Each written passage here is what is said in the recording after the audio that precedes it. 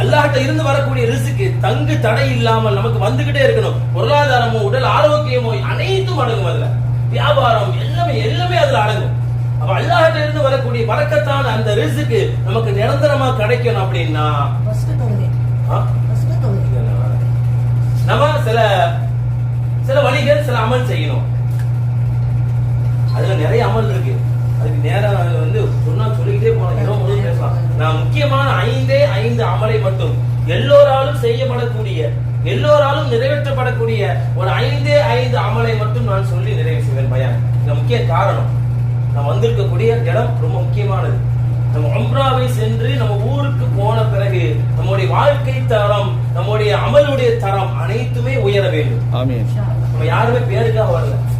என் சொந்தக்காரன் பேசணும், ஆஹா என் சொந்த உம்ராக்கு போயிட்டு வந்துட்டாங்கப்பா, என் சாச்சி உம்ராக்கு போயிட்டு வந்துட்டாங்கப்பா, என் மாமி உம்ராக்கு போயிட்டு வந்தா, மக்காவுக்கு போயிட்டு பார்த்து தொட்டுட்டு வந்துட்டாங்கப்பா, மதினாவுக்கு போயிட்டு வந்துட்டாங்கப்பா, ரவுதாவுக்கு போயிட்டு வந்துட்டாங்கப்பா. அதற்காக நான் உம்ரா செய்ய வரல. அதை மட்டும் நம்ம உள்ளத்துல ஆணித்தரமா பதிஞ்சுக்கீங்க. ரப்புக்காக மட்டும் நம்ம வந்திருக்கோம்.